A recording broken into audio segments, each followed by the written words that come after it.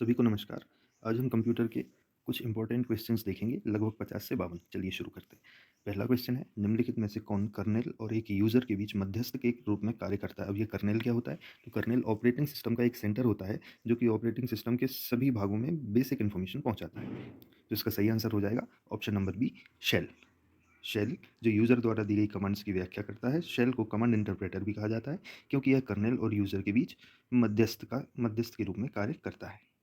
अगला क्वेश्चन देखते हैं, निम्नलिखित में से कंप्यूटर का कौन सा भाग उसके द्वारा किए गए सभी कार्यों का नियंत्रण कर सकता है? तो सही आंसर होगा option number C, central processing unit.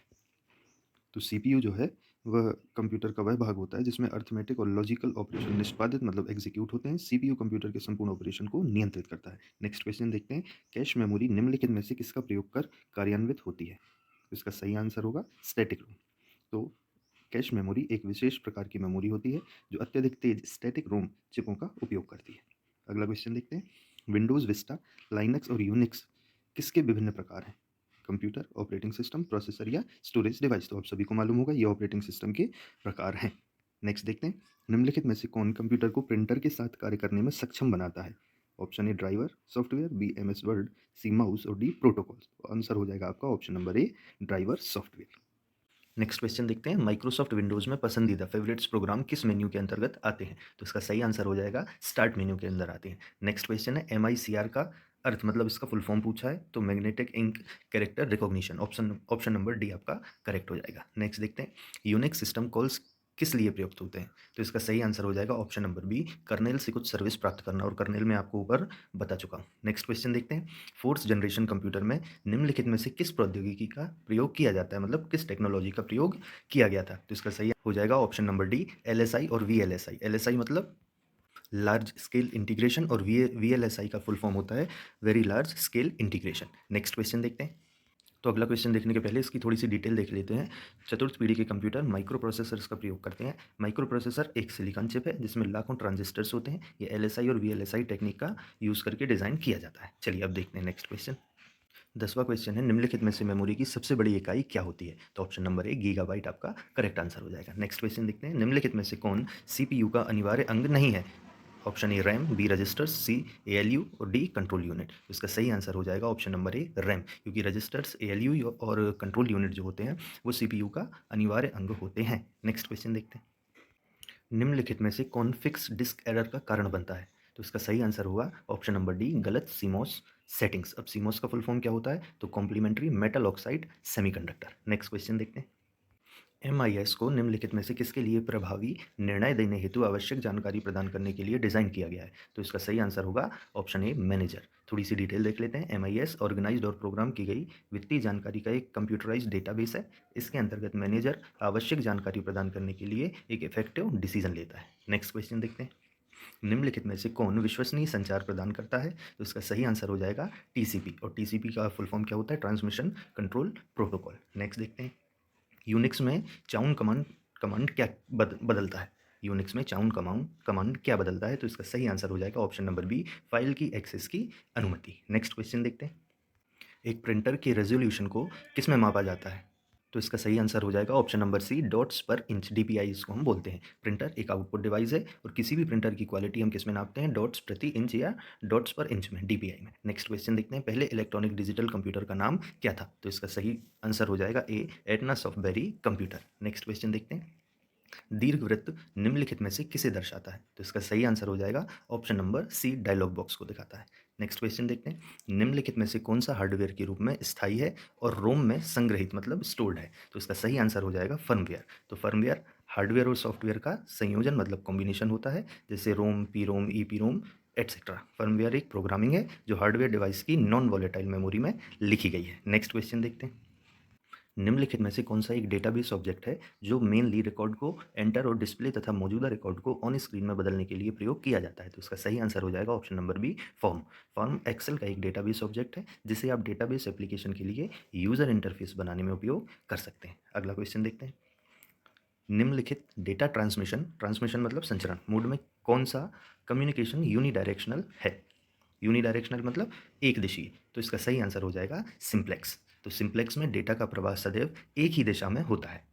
इस चैनल के माध्यम से केवल कम्युनिकेशन डिवाइस एक ही सूचना को या एक कम्युनिकेशन डिवाइस एक ही सूचना को भेज सकता है तथा दूसरी जो कम्युनिकेशन डिवाइस होगी वो केवल प्राप्त कर सकती है। जैसे आपका रेडियो हुआ, टीवी हुआ। नेक्स्ट क्वेश्चन देखते हैं। पर्सनल कंप्यूटर को एक साथ जोड़कर क्या बनाया जा सकता है? तो बहुत ही ईजी क्वेश्चन है। ऑप्शन सी नेटवर्क सही आंसर हो जाएगा।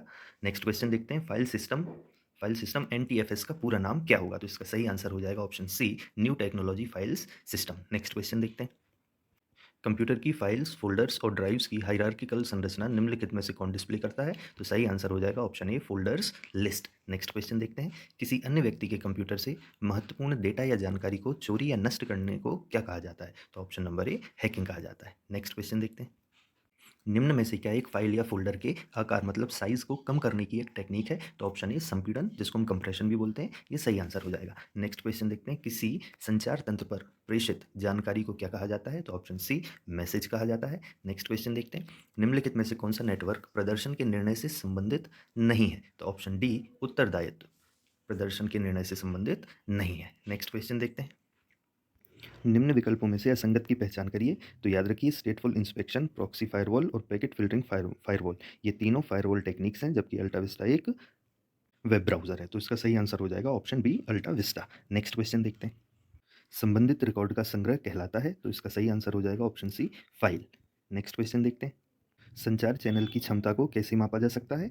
मतलब पूछा है क्वेश्चन में कि कम्युनिकेशन चैनल की कैपेसिटी को हम कैसे मेजर कर सकते हैं? तो ऑप्शन सी बैंडविड्थ का प्रयोग संचार चैनल की क्षमता को निर्धारित करने में होता है और इसकी जो यूनिट होती है वो साइकिल पर सेकंड या हर्ट्ज होती है। नेक्स्ट क्वेश्चन देखते हैं। नेटवर्क के नोड्स को जोड़ने वाले तारों और उपकरणों के फिजिकल लेआउट मतलब भौतिक लेआउट को क्या कहा जाता है? तो इसका सही आंसर होगा ए टोपोलॉजी। नेक्स्ट क्वेश्चन देखते हैं।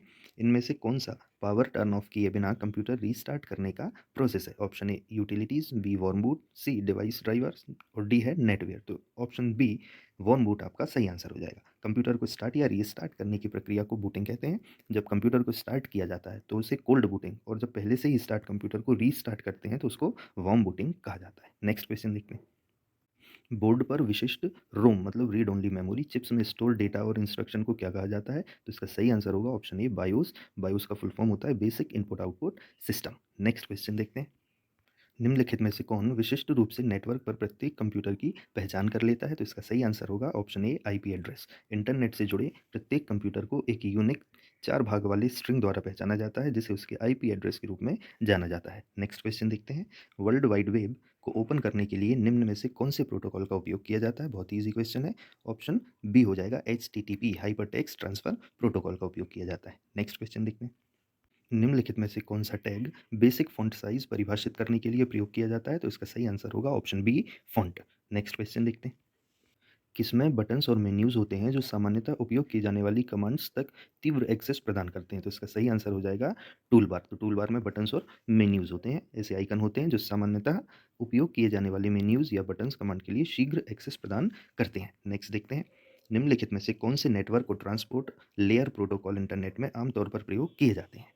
तो इसका सही आंसर हो जाएगा टीसीपी और आईपी। तो TCP transmission control protocol, IP मतलब इंटरनेट प्रोटोकॉल डेटा को छोटे पैकेट्स में विभाजित करता है। इंटरनेट ट्रांसमिशन आमतौर पर टीसीपी और आईपी का प्रयोग करता है। अगला क्वेश्चन देखते हैं।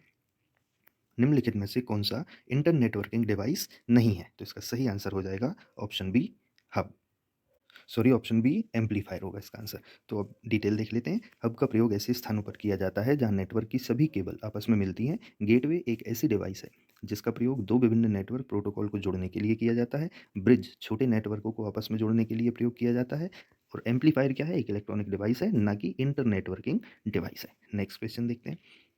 अगला बुकमार्क प्राप्त करने के लिए कौन सी दो कीज़ को एक साथ दबाया जाता है? तो इसका सही आंसर होगा ऑप्शन सी कंट्रोल प्लस जी।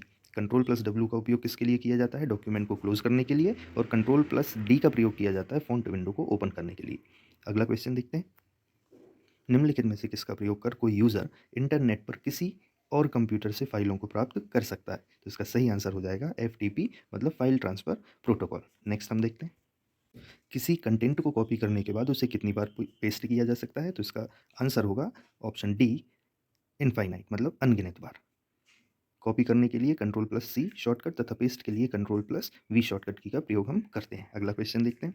कीबोर्ड का प्रयोग करते हुए मेन्यू बार के चयनों को सक्रिय करने के लिए किस की का प्रयोग किया जाता है? तो इसका सही आंसर होगा ऑप्शन बी, कंप्यूटर कीबोर्ड पर अल्ट कुंजी मतलब अल्ट की का प्रयोग दूसरी कीज़ के दबाए हुए फंक्शन को बदलने और मेन्यू बार के सिलेक्ट को सक्रिय करने के लिए किया जाता है। अगला क्वेश्चन देखते हैं। वर्ड डॉक्यूमेंट के ऊर्ध्वाधर संरेखण मतलब अलाइनमेंट को कहाँ से बदल सकते हैं? सही आंसर होगा पेज सेटअप डायलॉग बॉक्स से। नेक्स्ट क्वेश्चन देखते हैं। स्लाइड शो को वर्तमान स्लाइड से अगली स्लाइड पर ले जाने के लिए निम्नलिखित में से किन शॉर्टकट कीज़ का उपयोग करते हैं? तो इसका सही आंसर होगा shift plus F5। MS power point में शिफ्ट प्लस F5 का प्रयोग स्लाइड शो को पुनः मतलब फिर से आरंभ करने के लिए किया जाता है और अल्ट प्लस F8 का उपयोग मैक्रोज को रन करने के लिए और F5 का प्रयोग किसको स्लाइड शो स्टार्ट करने के लिए किया जाता है। अगला क्वेश्चन देखते हैं। एमएस एक्सेल में पूरे कॉलम को सिलेक्ट करने के लिए क्या दबाना पड़ता है? तो इसका सही आंसर हो जाएगा option D, control plus space. Next question देखते हैं। निम्नलिखित में से किस डिवाइस को एक नेटवर्क के साथ साझा किया जाता है? तो इसका सही आंसर हो जाएगा प्रिंटर। कीबोर्ड, स्पीकर और जॉयस्टिक ये सभी कैसे इनपुट डिवाइस हैं, नेटवर्क में शेयर नहीं किया जा सकता इन्हें। और प्रिंटर एक आउटपुट डिवाइस है जो कॉस्टली होता है, अर्थात प्रिंटर की प्रत्येक सिस्टम के लिए अलग से प्रयोग करने की आवश्यकता नहीं होती, इसको शेयर कर सकते हैं। नेक्स्ट क्वेश्चन देखते हैं।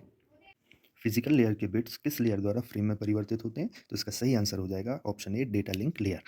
थोड़ी सी डिटेल देख लेते हैं। Data link layer OSI model की दूसरी लेयर है और पहली कौन सी है? तो वो फिजिकल लेयर है। फिजिकल लेयर में यह सुनिश्चित किया जाता है कि नेटवर्क में संलग्न नोड के बीच त्रुटि मुक्त मतलब एरर फ्री डेटा को स्थानांतरित किया जाता है। Data link layer physical layer द्वारा स्थानांतरित किए गए डेटा को फ्रेम में परिवर्तित करती है। नेक्स्ट क्वेश्चन देखते हैं। एमएस वर्ड स्क्रीन पर आपको क्षैतिज मतलब हॉरिजॉन्टल स्प्लिट बार कहाँ मिल सकता है? तो इसका सही आंसर होगा सी, ऊर्ध्वाधर स्क्रॉल बार के टॉप पर मतलब ऊपर। ऊर्ध्वाधर मतलब होता है वर्टिकल, क्षैतिज मतलब होता है हॉरिजॉन्टल। नेक्स्ट क्वेश्चन देखते हैं। किसी संख्यात्मक मान के पहले क्या लगाया जाता है जिससे कि इसे लेबल मान की तरह समझा जाता है? लेबल वैल्यू की तरह इसको समझा जाता है। तो ऑप्शन ए हो जाएगा संबंध कारक चिन्ह।